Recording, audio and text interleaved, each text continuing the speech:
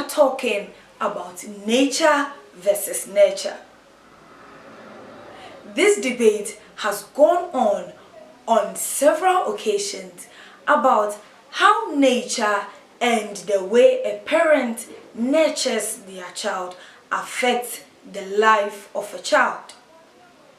Well, if I am not too brave to say, I'll say nature has 50% and nurture also has 50% at the beginning of the nurturing process.